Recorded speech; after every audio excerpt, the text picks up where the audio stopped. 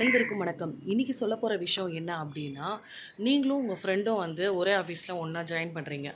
அப்படி ஜாயின் பண்ணும்போது, உங்க ஃப்ரெண்டு வந்து சரியா ஆஃபீஸ்க்கு வரமாட்டாங்க. ஏதோ ஒரு உடம்பு சரியில்லாமயோ, இல்ல அவங்களுக்கு வர பிடிக்காமயோ இருக்கலாம். அந்த டைம்ல நீங்க வந்து நல்லா க்ரோன் ஆயிடுவீங்க.